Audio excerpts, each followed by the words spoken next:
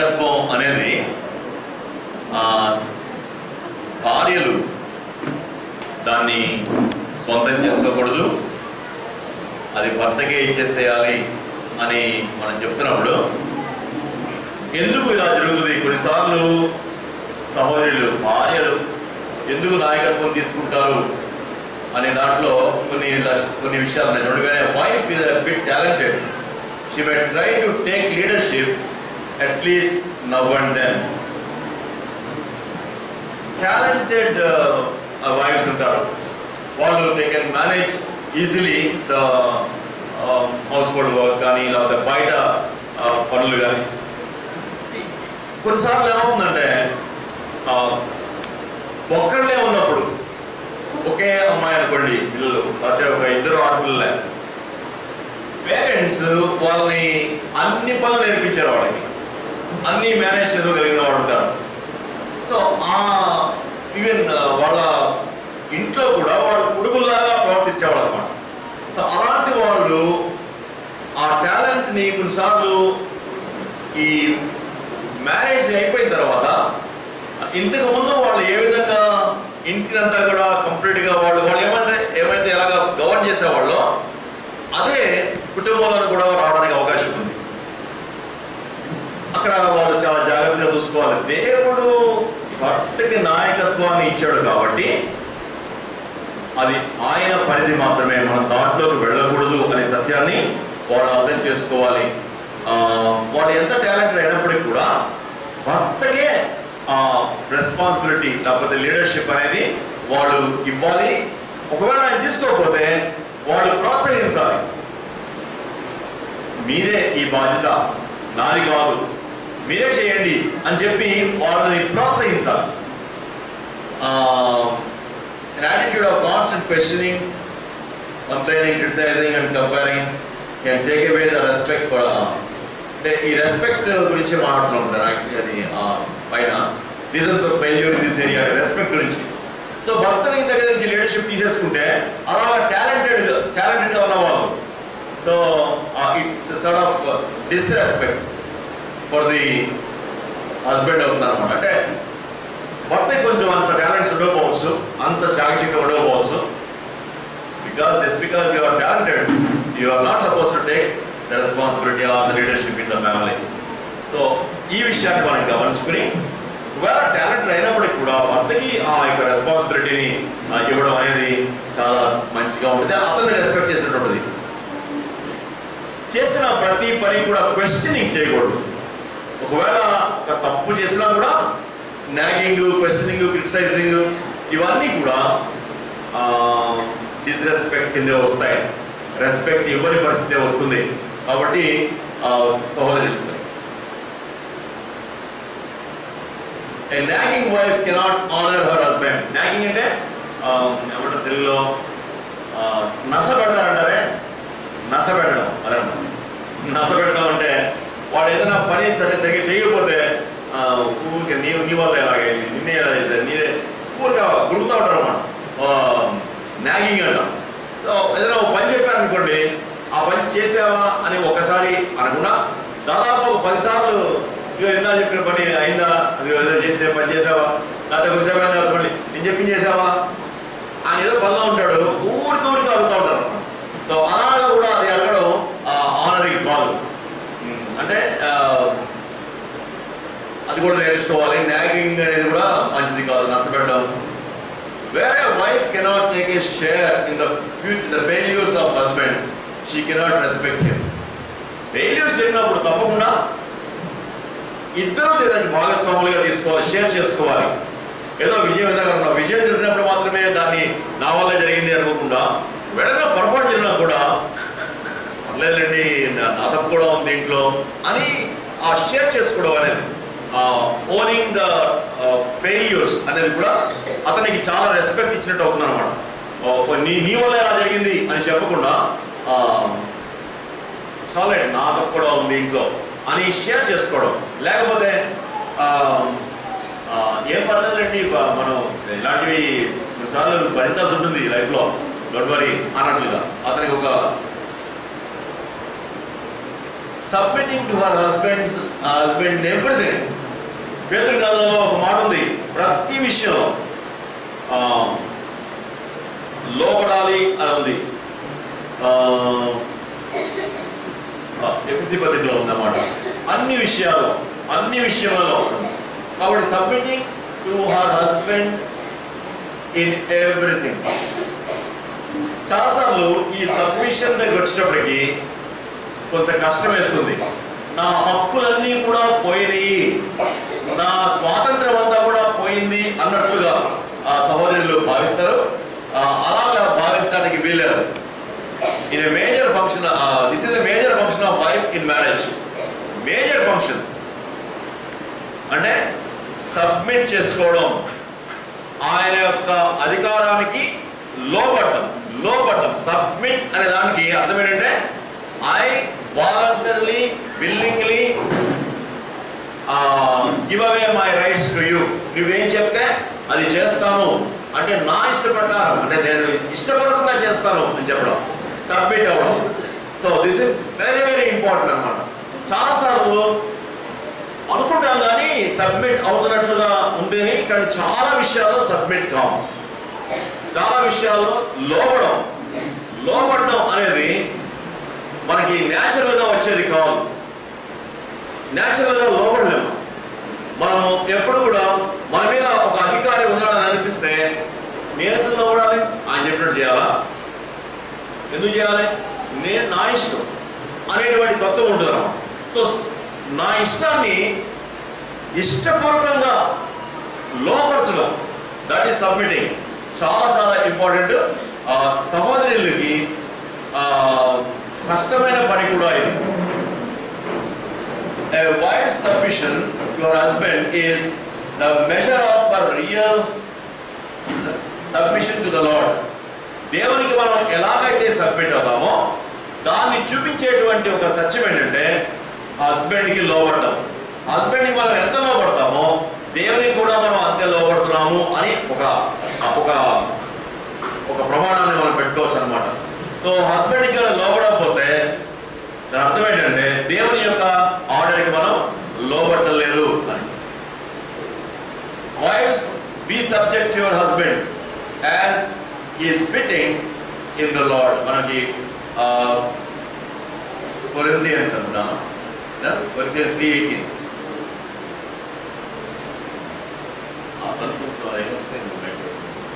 Then మన ఎఫెసీ 5:22-24, ఎఫెసీ 5:22-24లో కూడా మాటలు మనం ఉన్నాయి. Wives, be subject to your own husbands as to the Lord, for the husband is the head of the wife, as Christ also is the head of the church, he himself being savior of the body, but as the church is subject to the సంఘం యేసు ప్రభు వారికి లోబడినట్లుగా లోబడ్డం. సంఘం ఎప్పుడన్నా యేసు ప్రభు వారికి ఎదిరిస్తుందండి? సంఘం ఎప్పుడన్నా యేసు ప్రభు వారికి నేను చేయను అంటున్నా?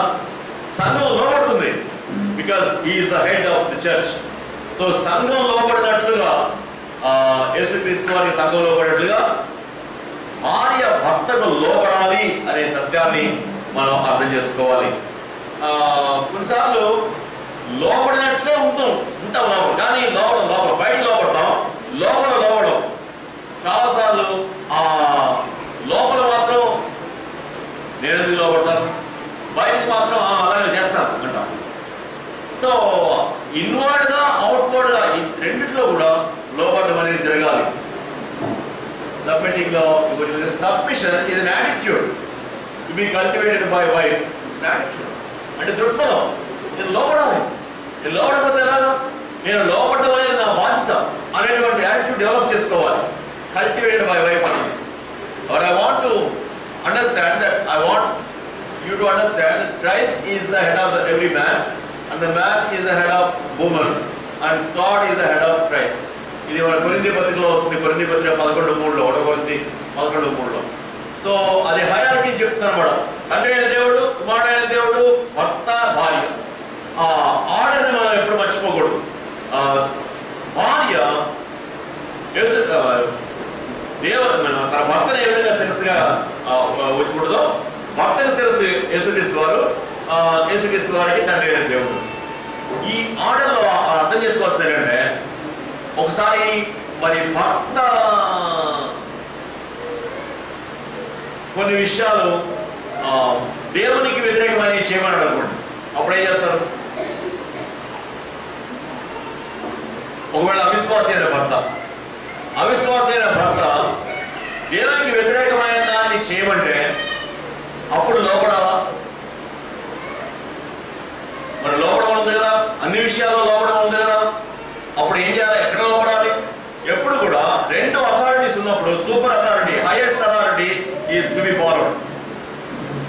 ఇక్కడ తండ్రి భర్త అథారిటీ ఉంది, యేసుక్రీస్తు వారి అథారిటీ ఉంది. రెండు అథారిటీ. ఫర్ ఎగ్జాంపుల్, మీరు ఎక్కడ పనిచేస్తున్నారు? కాలేజీలో పనిచేస్తే మీ హెడ్ ఆఫ్ డిపార్ట్మెంట్ పని చేయమని చెప్పాడు. అందులో ప్రిన్సిపల్ గారి నుంచి కవర్ వచ్చింది, మీరు ఇమీడియట్గా అక్కడ రావాలని. ఏం చేస్తారు? హెడ్ ఆఫ్ డిపార్ట్మెంట్ చెప్పిన పని చేస్తారా, ప్రిన్సిపల్ గారు చెప్పిన పని చేస్తారా? ప్రిన్సిపల్, బికాజ్ హైయర్ అథారిటీ ఆయనే కాబట్టి ఆయన చెప్పిన పని ముందు చేయాలి. సపోజ్ ఒక హెడ్ ఆఫ్ డిపార్ట్మెంట్ అనుకోండి, ఏంటి ఆయన చెప్పిన పని చేయలేదు, ప్రిన్సిపల్ గారు పిలిచేస్తారు, ఇంకేమన్నా. సో భార్య కూడా ఒకవేళ భర్త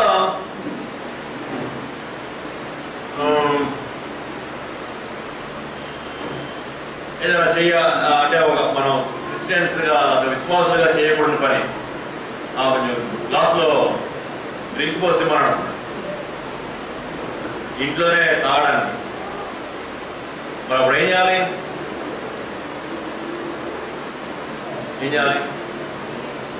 చూడరా, ఇట్స్ వెరీ ట్రికీష్ సిచ్యుయేషన్ అన్నమాట. ఒకసారి వాళ్ళు ఇంట్లోనే తాగుతారు.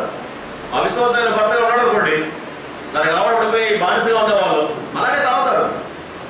అప్పుడు కొన్నిసార్లు చాలా అంటే సిచ్యువేషన్ బట్టి పెద్ద గలాట అయిపోకుండా, లేకపోతే భయంకరమైన పరిస్థితి రాకుండా వచ్చినా కూడా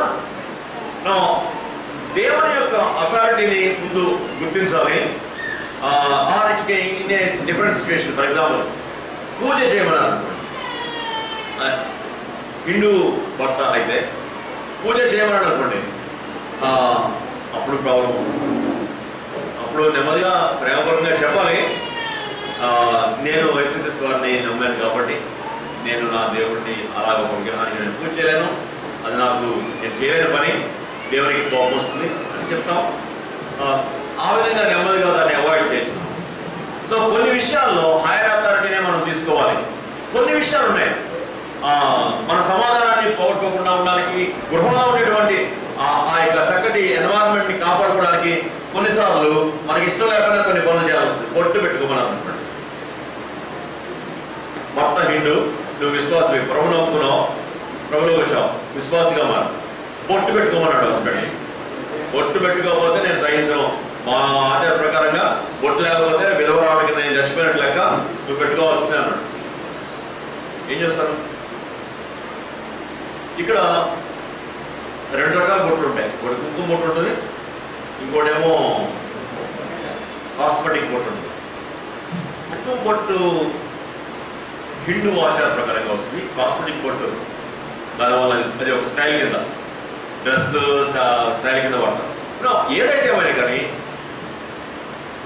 ఆ సిచ్యువేషన్లో ఇట్స్ ఓన్లీ ఎక్స్టర్నల్ ఇదే కాబట్టి ఎక్స్టర్నల్ థింగ్స్ని చిన్న ఇలాంటి ఎక్స్టర్నల్ థింగ్స్ విషయంలో అనవసరంగా తగు వేసుకోకూడదు.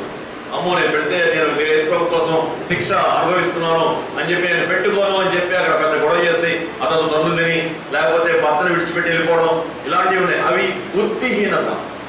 వారు వాళ్ళ అలాంటి చోట్ల అలాగే నాకు నా కాన్షియస్కి అది పెద్ద అనిపించట్లేదు, పెట్టుకోవాలనిపించట్లేదు, కానీ మిమ్మల్ని సాటిస్ఫై చేయడానికి నేను పెట్టుకుంటున్నాను, నాట్ యాజ్ రిచువల్గా కాదు అని నెమ్మదిగా చెప్పొచ్చు. మేబీ మన యొక్క మంచి ప్రవర్తన ద్వారా ఆయనకు దేవుని యొక్క సత్యాన్ని అర్థమయ్యేటట్లు చేయొచ్చు. ఎటువంటి 1వ పేతురు గ్రంథంలో ఎలా ఉందో, 1వ పేతురు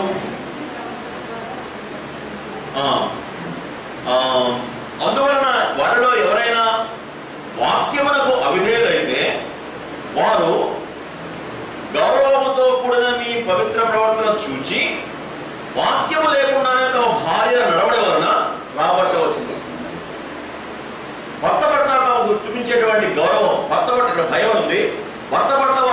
ఉన్నటువంటి రెస్పెక్ట్ని బట్టి అతనికి వాక్యం లేకుండానే తమ భార్యలు నడవడం వలన వాళ్ళని నెమ్మదిగా యేసుక్రీస్తు వారి వైపుకి తీసుకుని రావచ్చు అని పేతురు భక్తుడు రాస్తున్నాడు.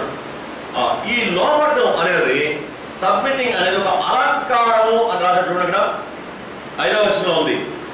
పరిశుద్ధ స్త్రీలు తమ స్వపురుషులకు లోబడి ఉండడం చేత తమ్మును తాము అలంకరించుకునేది. సహోదరులు, ఈ లోబడడం అనేదాన్ని ఒక అలంకరణ. అలంకరణ ఎందుకు వాడతాడు? మన అందాన్ని ఇంకా ఇనుమడింప చేసుకోవడానికి, మన విలువను, మన స్టేటస్ ని ఎక్కువ చేసుకోవడానికి అలంకారాలు వాడతాం మనం. ఈ తగ్గింపు అనేది ఒక అలంకారం లాంటిది. నీ విలువను పెంచుతుంది, నీకు ఒక అందాన్ని ఇస్తుంది. నీ భర్త నిన్ను గౌరవించడానికి, ప్రేమించడానికి ఒక అడిషనల్ గా నీకు ఒక అలంకరణ లాగా ఉంటుంది. ఒక అలంకరణ, ఒక భూషణం ధరించినట్లుగా ఉంటుంది. ఇక్కడ కూడా ఉంది 4వ వచనం కూడా. అక్షయాలంకారము గల మీ హృదయపు అంతరంగ స్వభావము మీకు అలంకారముగా ఉండవలను. నో యాటిట్యూడ్, ఇది అంతరంగ స్వభావంలో ఉండేది లోబడాలి అని. సో ఈ లోబడాలి అనేది ఒక అలంకారంగా ధరించాలని దేవుని వాక్యం చెప్తుంది. Imagine it the husband and wife walk in tandem. ఇక్కడ యేసుక్రీస్తు వారు శిరస్సు భర్తకు, తర్వాత భర్త భార్యకు శిరస్సు అని చెప్పడంలో ఆ యొక్క పోలిక ఏమని చెప్తుందంటే, husband and wife working tandem అంటే హస్బెండ్ వైఫ్ ఉన్నటువంటి సంబంధం అది అవినాభావ సంబంధంగా చెప్పబడుతుంది అనమాట. సో దాన్ని మనం సపరేట్ చేసి చెప్పలేము. భర్త భార్యకు ఒక శిరస్సు, భార్య మొండెము శిరస్సుని మనం సపరేట్ చేయలేము. అవి రెండు కూడా కలిసి ఉన్నప్పుడే ఆ అందం ఉంటుంది. కాబట్టి శిరస్సు శిరస్థానంలో ఉండాలి, మొండెం స్థానంలో ఉండాలి. మొండెం ముందు ఉండకూడదు, శిరస్సు తర్వాత ఉండకూడదు. సో ఆ విధంగా మనం అర్థం చేసుకోవాలి.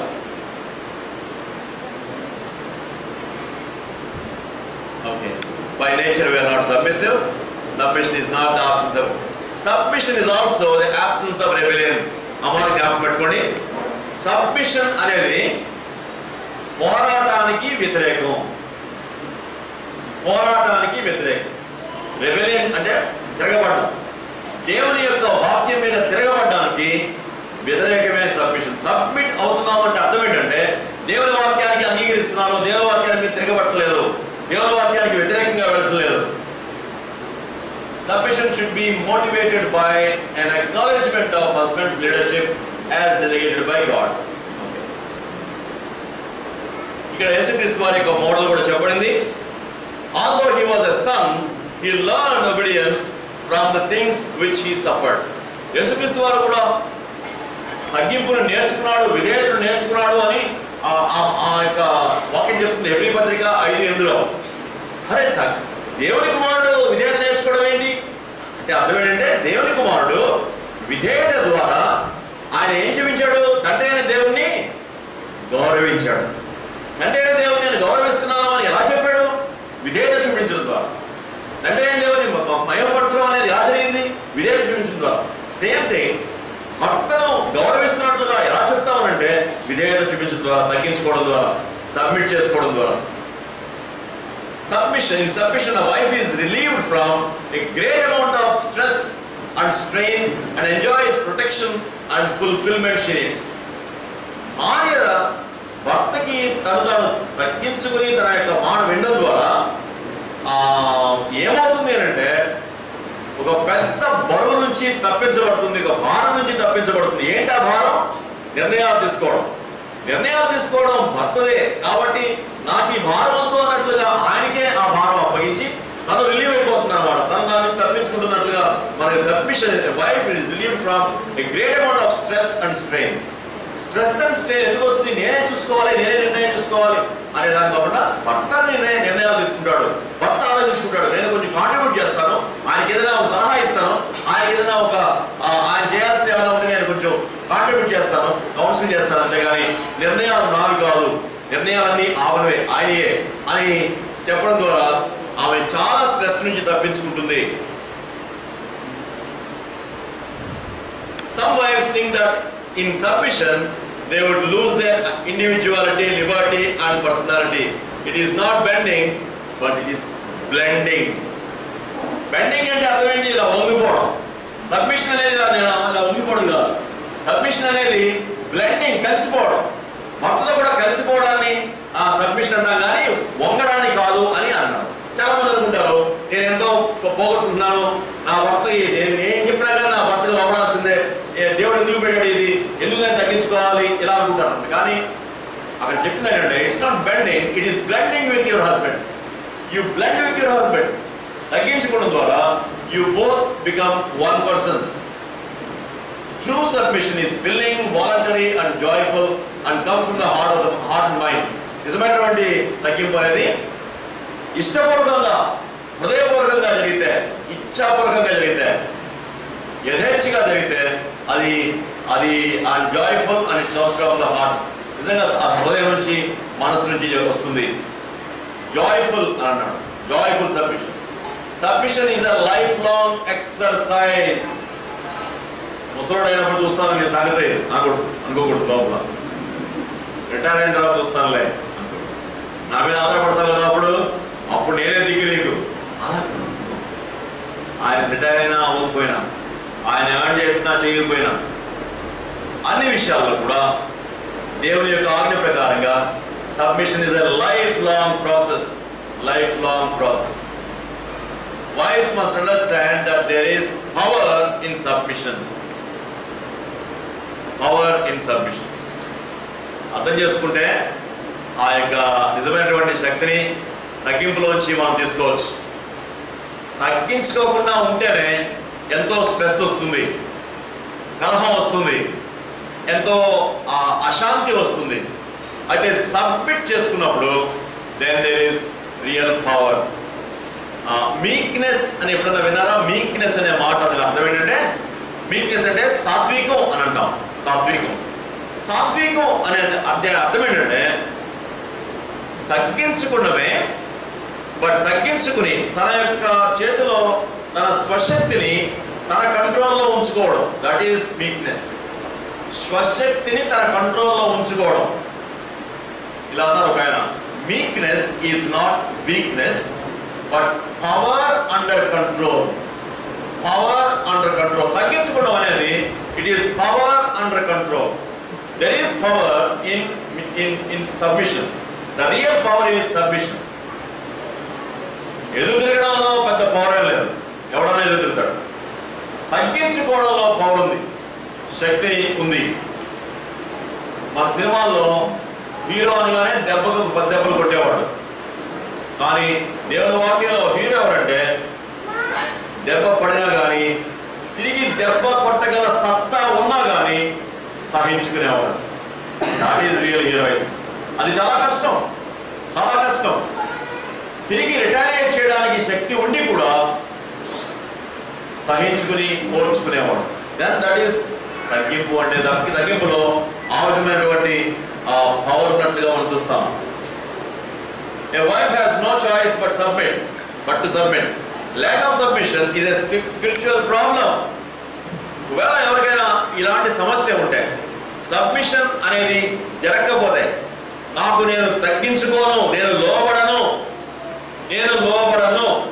అనేటువంటి సమస్యగా ఉంటే, it's a spiritual problem.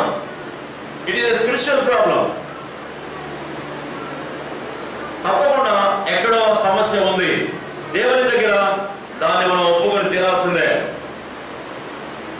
Behind unsubmissive attitude there is pride. గర్వం ఉంటుంది. ఒకవేళ తగ్గించుకున్నటువంటి ఆ మనస్సు వెనకాల గర్వం పనిచేస్తుంది.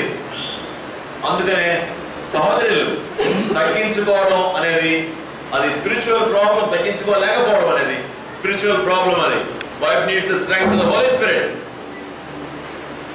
Through her submission, the wife creates an environment for her husband to love her. Yes. తగ్గించుకోవడం ద్వారా హస్బెండ్ ప్రేమించడానికి ఒక అద్భుతమైనటువంటి వాతావరణం ఏర్పడుతుంది. తగ్గించుకునే వ్యక్తిని ప్రేమించడం సులభం. తగ్గించుకోకుండా ఉండే వ్యక్తిని ప్రేమించడం ఎక్స్ట్రా ఎనర్జీ కావాలి. అవును కదా? దేవుని అడుక్కోవాలి. అయ్యా ఈ ఆమె తగ్గించుకోవట్లేదు, అయినా కూడా ప్రేమించేట్టు సహాయం చేయ ప్రభువా అని దేవుని దగ్గర ప్రాధాన్యపడాలి. తగ్గించుకునే ఆమెని చాలా యథేచ్ఛగా, చాలా ఫ్రీగా ప్రేమించడానికి వీలుంటుంది. తగ్గించుకోకపోవడం ద్వారా ప్రేమించకుండా ఉండడానికి ఒక అట్మాస్ఫియర్ని క్రియేట్ చేసుకుంటాం మనమే. ఆ ఇంట్లో ప్రేమ లేకపోవడానికి ఒక ఎన్వైరన్మెంట్ని క్రియేట్ చేసుకుంటాం. So through submission a wife creates an environment for her husband to love her.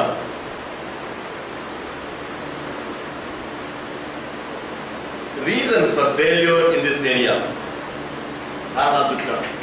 Wives may not realize that this is the order of God. ఇది తెలియకపోతే సబ్మిట్ చేసుకో.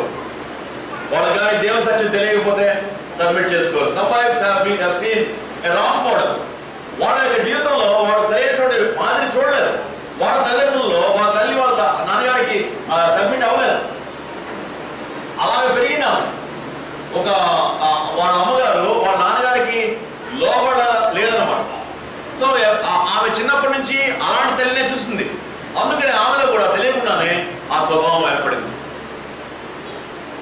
చాలాసార్లు మీరు సబ్మిట్ చేయకపోతే, మీరు మీ భర్తలకు సబ్మిట్ కాకపోతే మీ పిల్లలు వాళ్ళ పెళ్ళైన తర్వాత, ఆడపిల్లలు ప్రత్యేకంగా వాళ్ళు సబ్మిట్ కాదు. మీరు ఒక తల్లిని తయారు చేస్తున్నారు, ఒక భార్యను తయారు చేస్తున్నారని సత్యం మర్చిపోదు. మీ ఇంట్లోనే ఒక అమ్మాయి ఉంటే ఆ అమ్మాయిని ఒక తల్లిగాను ఒక భార్యగాను మీరు తయారు చేయాలి. ఎలా తయారు చేస్తారు? వాళ్ళ అమ్మాయి ముందు ఒక మంచి మోడల్ని ఉంచాలి. మీరు ఇచ్చేటువంటి మోడల్ ఎలాంటిది? ఎలాంటి అమ్మాయిని తయారు చేస్తున్నారు మీరు? ఎలాంటి అబ్బాయిని తయారు చేస్తున్నారు? అబ్బాయి నాయకుడిగా తయారవ్వాలంటే తండ్రి నాయకుడే ఉండాలి, నాయకత్వం చూపించాలి. అమ్మాయి ఒక చక్కటి తగ్గించుకునేటువంటి భార్యగా ఉండాలి అంటే తల్లి ఆ మోడల్ని చూపించాలి. తల్లి సరైన మాదిరి చూపించకుండా నా కూతురు ఇలా తగ్గించుకునే భార్య అయి ఉండాలనేది అనుకోవడం తప్పు. Now, ఒకవేళ some wives have seen a wrong model. ఒకవేళ వాళ్ళ తల్లిదండ్రుల మధ్యలో అలాంటి సమస్య ఉందేమో, ఆమె తల్లి సరిగ్గా తగ్గించుకోలేదు. Some wives have domineering mothers. అదే అర్థం. అదే some husbands lack leadership. Wife may not be having a right relationship with God. This is another thing. వారికి దేవునితో సరైన సంబంధం లేకపోతే, సరైన సహవాసం లేకపోతే తగ్గించుకోవడం కష్టం, సబ్మిట్ చేసుకోవడం కష్టం, లోపడడం కష్టం. లోపడడం అనేది స్పిరిచువల్ ప్రాబ్లం అని ఎందుకు చెప్పామంటే, ఎవరైతే లోపట్లేదో ఏదో ఒక పాపంలో ఉన్నట్లుగా గుర్తు. Wife may not be having a right relationship with God. దేవునితో సరైన సహవాసం లేకపోవడం తగ్గించుకోవడానికి, లేకపోతే సబ్మిట్ అవ్వడానికి, లోపడడానికి ఆటంకంగా ఉంటుంది. పాపం ఉంటే దేవునితో సరైన సహవాసం లేకపోతే తగ్గించుకోలేరు.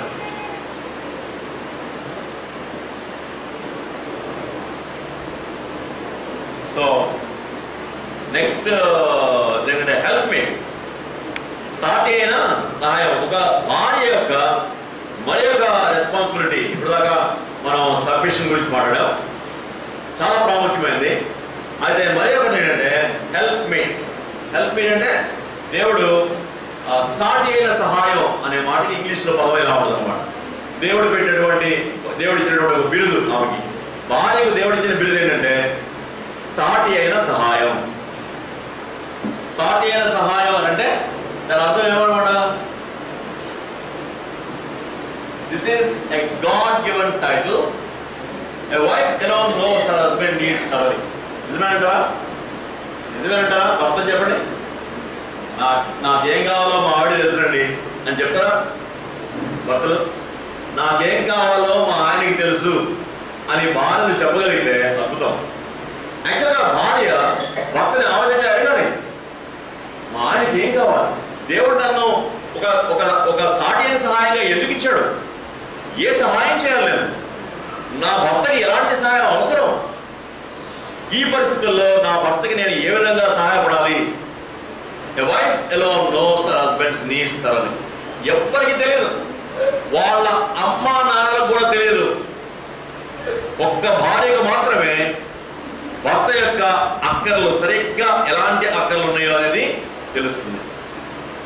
Our focus should not be on the negative qualities of our husband. Help me అన్నప్పుడు అతని యొక్క negative qualities. For example,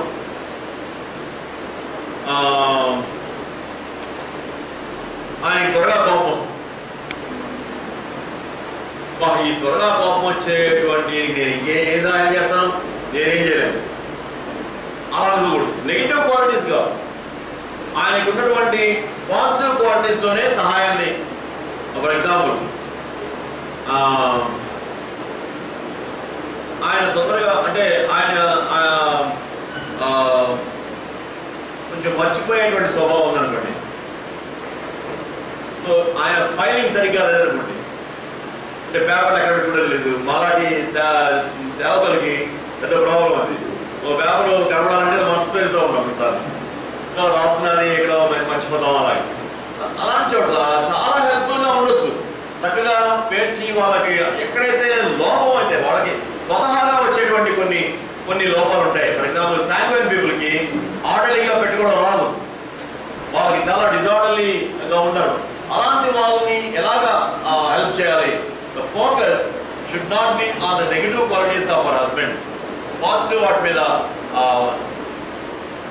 Then know him. A wife should know and understand the needs of her husband and respond to him. So a wife should hear the words and the silences of her husband, his groans and sighs. Knowing him అనేది చాలా పెద్ద పదం. Know him. బైబిల్లో ఎరుగుట అనే మాటని sex act తోటి పోల్చారు. యోసేపు యేసుక్రీస్తు వారు పుట్టేదాకా మరియమ్మను ఎరగకుండాను.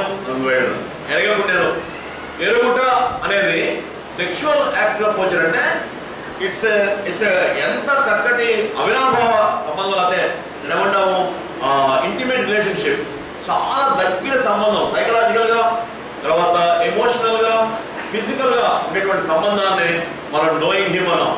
వైఫ్కి దేవుడు అలాంటి బాధ్యత అప్పగించాడు. Know your husband. A wife should know and understand the needs of her husband and respond to them. Respond అవ్వాలి. ఆ అక్కలు తెలుసుకున్న తర్వాత వాటికి రెస్పాండ్ అవ్వాలి. కొన్నిసార్లు ఆఫీస్ నుంచి చాలా అలసిపోయి వస్తారు హస్బెండ్. కొన్నిసార్లు ఆఫీస్ నుంచి వచ్చినప్పుడు అంతా ముఖం అంతా చాలా దిగులు పడిపోయి ఉన్నట్టు, చిన్నగా అయిపోయినట్టు. వైఫ్కి ఇమీడియట్గా అర్థం అవ్వాలి.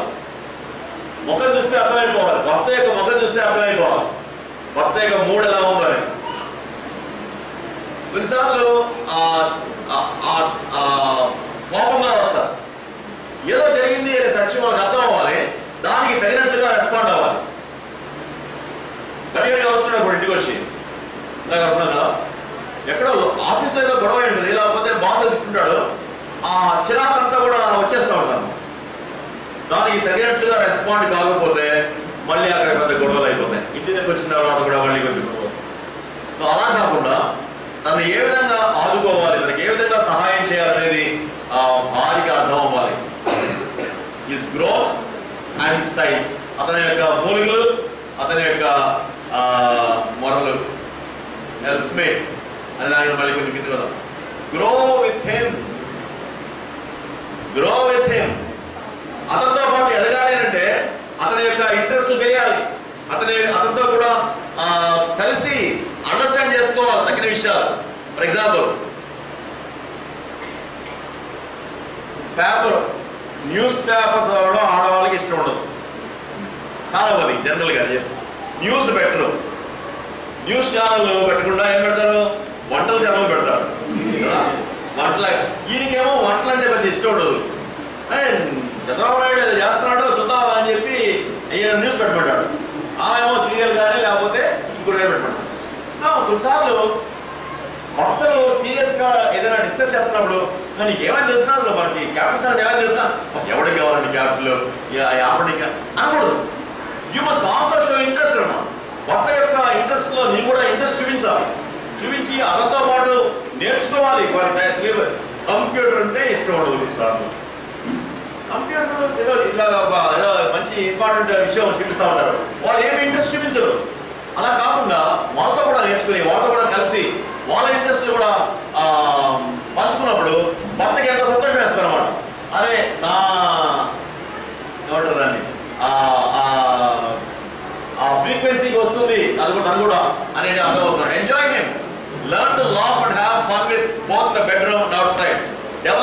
interest in his things, retain your speak. But develop interest in him, in his things. అంటే అతను కొంచెం క్రికెట్ అంటే చాలా ఇష్టం అతడికి. నీకేమో క్రికెట్ అనగానే గోలా ఎన్ని గోల్స్ పడి అనకూడదు. క్రికెట్ అంటే అమ్మ గోల్స్ కాదు, అవి బౌండరీస్ అంటారు. అక్కడి నుంచి మొదలెట్టకూడదు అన్నమాట. కొంచెం ఇంట్రెస్ట్ చూపించాలన్నమాట. అంటే అసలు ఏమీ తెలియనట్లుగా ఆడకూడదు. కొత్తగా ఇప్పుడు కబడ్డీ వచ్చింది, కబడ్డీ బాగా ఆడుతున్నారు. కబడ్డీ అంటే ఏంటి? బాడీ కబడ్డీ అంటే అది కాదు. సో అది రకరకాల అంటే దాని గురించి ఇంట్రెస్ట్ హస్బెండ్ చెప్తున్నప్పుడు వినాలన్నమాట. విని కొంచెం ఇంట్రెస్ట్ చూపించి అతనితో పాటు నేర్చుకోవడానికి ప్రయత్నించాలి. కాకపోతే ఏదో ఎక్కడో చోట ఏదో జరిగిందని అన్నారు.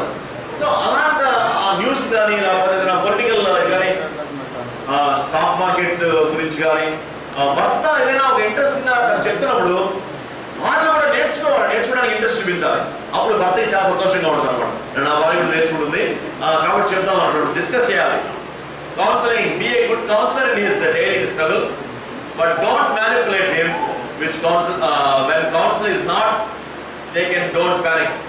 అంటే నీకు కౌన్సిల్ చేయడం అనేది చాలా మంచిది. కొన్నిసార్లు తీసుకోరు కౌన్సిలింగ్ తీసుకోకుండా ఏం చేస్తారు? పట్టించుకోరు అనమాట. Don't manipulate him. అంటే నీ కౌన్సిలింగ్ ద్వారా ఆయన నీ వంటి కొంచెం మ్యానిపులేట్ చేయదు, నీ వైపు తిప్పుకునేట్లుగా చేయదు. ఒకవేళ కౌన్సిలింగ్ తీసుకోకపోతే ఏమి కష్టపడాల్సిన అవసరం లేదు.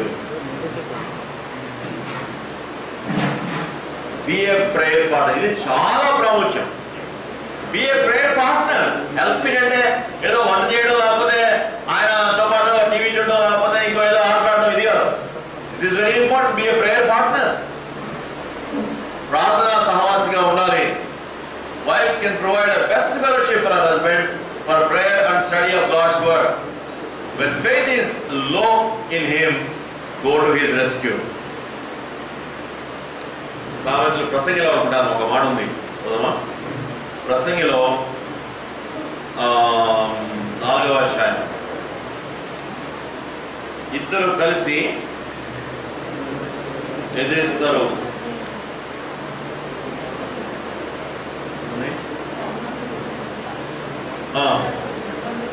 4వ అధ్యాయం 9వ వచనం. ఎక్లీసియాస్టిస్ 4:9.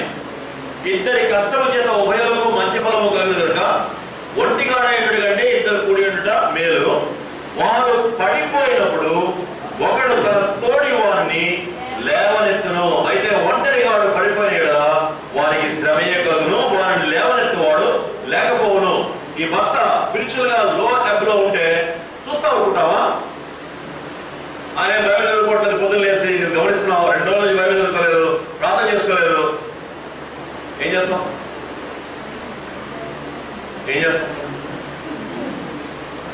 నాకెందుకు లేదు బాబు ఆయనతో పాటు మనం ప్రార్థన చేసుకుంటాం.